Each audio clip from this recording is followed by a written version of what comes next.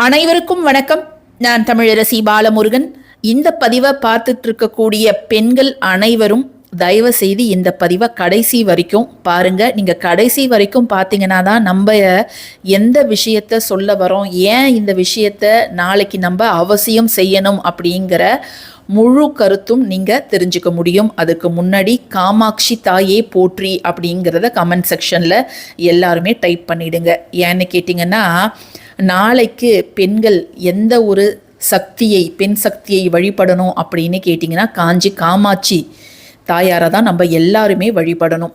நாளைய தினம் காரடையான் நோன்பு மாசி 30ஆம் தேதி. இந்த நோன்பு எந்த நேரத்தில் சரியாக எடுக்கணும் அப்படின்னு பார்த்தீங்கன்னா, மாசி மாதம் முடியும் பொழுதும் அந்த பங்குனி மாதம் ஆரம்பிக்கக்கூடிய அந்த ஒரு நேரத்தில் தான் இந்த காரடையான் நோன்பை அனுஷ்டிப்பாங்க. சில மாதங்களில் அது நடுராத்திரியில், பல வருடங்களில் அது நடுராத்திரியில் தான் வரும்.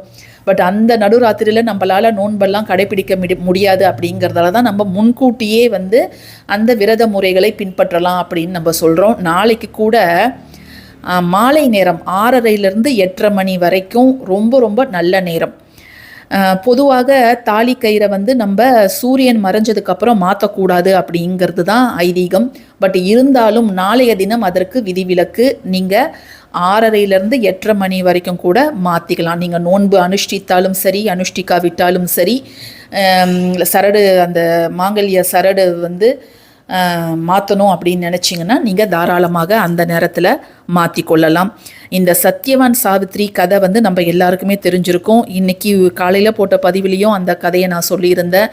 சாவித்ரி அந்த தேவியோட பதிவிரத தன்மையால் தான் கணவனுடைய போன உயிர் அவளுக்கு மீண்டும் கிடைத்தது. யமனை வென்றவள் சாவித்ரி அப்படின்னு சொல்லுவாங்க.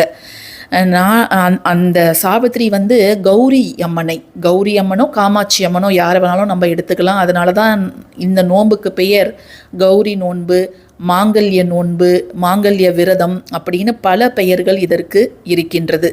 ஆமாங்க, ஒரு பெண் தன்னுடைய கணவன் மேலே வச்சிருக்கக்கூடிய அன்பு புனிதமாக இருக்கும் பொழுது, கணவனே கண்கண்ட தெய்வம் அப்படின்னு அவன் நினைக்கும் பொழுது, அது உயிர் போனால் கூட அது திரும்பி வரக்கூடிய ஒரு சக்தி அந்த பதிவிரத தன்மைக்கு இருக்குது அப்படிங்கிறத உலகுக்கு உணர்த்திய கதை தான் இந்த கதை.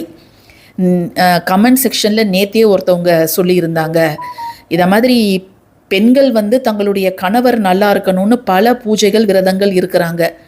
ஆனால் எத்தனை ஆண்கள் தங்களுடைய மனைவி நல்லா இருக்கணும், ஆரோக்கியமாக இருக்கணும்னு இந்த காலத்தில் வழிபாடு செய்கிறாங்க. அட்லீஸ்ட் விரதம் பூஜைலாம் கூட பண்ணலனாலும் தங்களுடைய மனைவிக்காக கடவுள்கிட்ட வேண்டிக்கிறவங்க எத்தனை பேர் இருக்கிறாங்க. நம்ம மட்டும் ஏன் இவ்வளோ பூஜைகள் புனஸ்காரங்கள் நம்ம செய்யணும் அப்படின்னு கேட்டிருந்தாங்க. எல்லாருக்கும் நினச்சபடி வாழ்க்கை அமைவதில்லை. அவங்க கேட்டது நியாயமான கேள்வி தான். ஏன்னா நம்ம வரலாறு சாஸ்திரம்லாம் பார்த்தாலே பெண்கள் தான் குடும்பத் தலைவருக்காக பல விரதங்களை அனுஷ்டிக்கிறாங்க. பெண்கள் வைக்கக்கூடிய அதே பாசத்தையும் அன்பையும் ஆண்கள் தங்களுடைய மனைவி மேலே வைத்தால் அந்த வீடே சொர்க்கமாக மாறிடும். எந்த பிரச்சனைகள் வந்தாலும் அது தூசி மாதிரி அவங்க தட்டி போட்டுட்டு போய்கிட்டே இருப்பாங்க. அப்படி ஒரு ஒற்றுமையான குடும்பம், சந்தோஷமான குடும்பம் அமையணும் தான் இந்த விஷயங்களை நாம் செய்கிறோம். நாளைய தினம் நோன்பு எப்போ தொடங்கி எப்போ முடிக்கணும் அப்படின்னு பார்த்தீங்கன்னா, நாளைக்கு காலையில் 6:48 மணிக்கு ஆரம்பித்து ஞாயிற்றுக்கிழமை அதிகாலை 1:08 மணி வரை இருக்கின்றது. நாளைக்கு 3 நேரங்கள் இருக்குது தாலி கயிறு மாற்றிக்கொள்வதற்கு. நாளைக்கு சனிக்கிழமை அப்படிங்கிறதால நாளைக்கு ராகு காலம் பார்த்திங்கன்னா 9:10, யமகண்டம் அப்படின்னு பார்த்தீங்கன்னா 1:30 மணிலேருந்து 3 மணி வரைக்கும் மதியம். ஸோ இந்த நேரங்களை தவிர்த்துட்டு நீங்கள் மீதமுள்ள நல்ல நேரங்களை பயன்படுத்தி கொள்ளலாம். ஸோ நல்ல நேரம்னு பார்த்தா காலையில் 7:30 9 மணி வரைக்கும், அதே போல் 10:00 12 மணி வரைக்கும். மாலை நேரத்தில் பார்த்தீங்கன்னா 6:30 8:30 மணி வரைக்கும். இதை தவிர்த்து நாளைக்கு நீங்கள் நோன்பு இருந்தாலும் சரி, இல்லாவிட்டாலும் சரி, நீங்கள் செய்ய வேண்டிய ஒரு எளிய வழிபாடு என்ன அப்படிங்கிறத இன்றைக்கி காலையிலையும் ஒரு பதிவாக கொடுத்துருக்குறேன். ஸோ பார்க்காதவங்க நேரம் கிடைக்கும் பொழுது அதையும் பார்த்து பயனடைங்க. மிக மிக சக்தி வாய்ந்த வழிபாடு. யமதர்மராஜனோட அனுகிரகத்தால் மட்டும் இல்லைங்க, அவ கௌரி விரதம் மேற்கொண்டா இல்லையா, அந்த இடத்துல அந்த காட்டில் என்ன பொருள் கிடைக்குமோ அந்த கார அரிசியையும் தட்டை பயிறு, வெள்ளை காராமணி, அதுக்கப்புறம் வெல்லம், ஏலக்காய் இதெல்லாம் வைத்து அவளால் என்ன நெய்வேத்தியம் செய்ய முடியுமோ அதை வைத்து அந்த கௌரி நோன்பு இருந்தாள். ஸோ கௌரி தாயாரோட அனுகிரகமும் இருந்ததால தான் அவளால் அவளுடைய திருமாங்கல்யத்தை திரும்ப பெற முடிந்தது. தீர்க்க சுமங்கலி வரமும் அவளால் பெற முடிந்தது. அதனால் நாளைக்கு நம்ம வீட்டில் என்ன தாயார் இருக்கிறாங்களோ, என்ன அம்பாள் இருக்கிறாங்களோ அவங்களுக்கு நம்மளால் முடிந்த பூஜைகளை நாம் செய்யணும். குறிப்பாக குங்கும அர்ச்சனை அப்படிங்கிறத நம்ம அவசியம் செய்யணும்.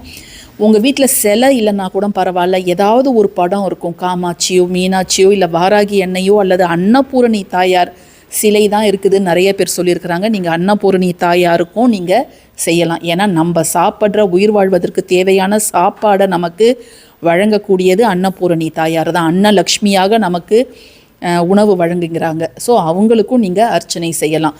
அம்பாளோட அனுகிரகத்தை நாளைக்கு நாம் பரிபூர்ணமாக பெறுவதற்கு ஏதாவது ஒரு வழிபாடு நம்ம செய்யணும். அப்படி இல்லைன்னா நீங்கள் அஷ்டோத்திரம், காமாட்சி அஷ்டோத்திரம், காமாட்சி விருத்தம் அதெல்லாம் இருக்குது. காமாட்சி தாயை நாளைக்கு நம்ம வழிபாடு செய்வது ரொம்ப ரொம்ப முக்கியம்.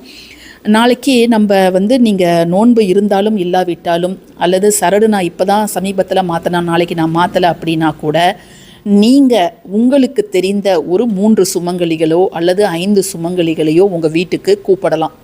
அவங்களுக்கு நீங்கள் தாம்பூலம், ரவிக்க துணியோ அல்லது உங்களால் என்ன முடியுமோ வெத்தலைப்பாக்கு, பழம், பூவு, மஞ்சள், குங்குமம், சரடு இதை அவங்களுக்கு நீங்கள் தாம்பூலமாக கொடுக்கலாம். ரொம்ப ரொம்ப நல்லது. சில விஷயங்களை சில நாட்களில் செய்யும் பொழுது அது நமக்கு கூடுதல் பலன்களை பெற்றுத்தரும்.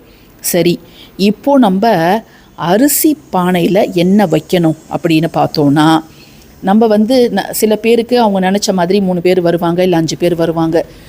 சில பேரால் யாரையும் கூப்பிட முடியாது. அப்படிப்பட்டவர்கள் என்ன செய்யலாம் அப்படின்னு பார்த்தீங்கன்னா, நாளைக்கு ஈவினிங் டைமில் பூஜை அறையில் விளக்கேற்றி வச்சுட்டு குங்கும அர்ச்சனை செய்பவர்கள் அதையும் செஞ்சு முடிச்சுட்டு இந்த 3 பொருள்களை, ஒரு மஞ்சள் சரடு, அதுக்கப்புறம் அந்த மஞ்சள் டப்பா, குங்குமம், இல்லை உங்களுக்கு மஞ்சள் குண்டு மஞ்சளாக நான் வைக்கலாமா அப்படின்னாலும் நீங்கள் 3, 5, 7 அப்படிங்கிற எண்ணிக்கையில் வச்சுக்கோங்க. நல்ல தாழம்பூ குங்குமம் உங்ககிட்ட கிடச்சிதுன்னா நீங்கள் அதையும் வைக்கலாம். இது 3த்தையும் நீங்கள் அம்மன் பாதத்துக்கிட்ட வையுங்க. அம்மன் பாதத்துக்கிட்ட வச்சுட்டு நன்றாக வேண்டிக் கொள்ளுங்கள். எப்பொழுதும் எனக்கு தீர்க்க சுமங்கலி வரம் அப்படிங்கிறது வேணும். என்னுடைய கணவர் நீண்ட ஆயுளோடு இருக்கணும், அவருடைய வருமானம் பல மடங்கு பெருகணும், எங்களுடைய குடும்பம் நன்றாக தழைத்து 16 செல்வங்களையும் பெற்று நல்லா வளரணும் அப்படிங்கிறத நீங்கள் வேண்டிக்கோங்க. வேண்டிக்கிட்டு இதை நீங்கள் எந்த இடத்துல வைக்கணும் அப்படின்னு கேட்டிங்கன்னா, உங்கள் வீட்டு அரிசி பானையில் வையுங்க. லக்ஷ்மி தாயார்கிட்ட இதை வச்சிடுங்க. அன்னலக்ஷ்மியாக நம்ம வீட்டில் ஒவ்வொருத்தவங்க வீட்டிலும் இருக்கக்கூடிய அரிசி பானையில் இந்த 3 பொருளையும் நீங்கள் வச்சிடலாம். மறுநாள் காலையில் இந்த பொருளை எடுத்து நம்ம மட்டும்தான் பயன்படுத்திக்கணும். வேறு யாருக்கும் இதை கொடுக்கக்கூடாது. மற்ற சரடுகள் நீங்கள் எந்த இடத்துலையாவது வச்சுருந்தீங்கன்னா அதோடு இதை கலந்துடாதீங்க. ஒரு தனியாக பாக்ஸில் போட்டு உங்கள் பீரோலையோ எங்கேயாவது வச்சுக்கோங்க. நெக்ஸ்ட்டு டைம் நீங்கள் மாற்றும் பொழுது இந்த சரடை நீங்கள் பயன்படுத்திக்கலாம். அது மாதிரி மஞ்சள் குங்குமமும் உங்களுடைய பயன்பாட்டுக்காக வச்சுக்கோங்க. இது மட்டும்தான் வைக்கணும்னு கிடையாதுங்க. நான் பேசிக்கான திங்ஸ் சொல்கிறேன். நீங்கள் வெத்தலை பாக்கு, ஒரு பழம், பூவு இதெல்லாம் வச்சு கூட நீங்கள் அரிசி பானையில் வைக்கலாம். அரிசி பானைக்கு உள்ளாரெல்லாம் வைக்க வேணாம், ஜஸ்ட் அந்த மேலே வச்சுட்டு அந்த மூடியை மூடிடலாம். மறுநாள் ஞாயிற்றுக்கிழமை அதை நீங்கள் எடுத்துக்கலாம்.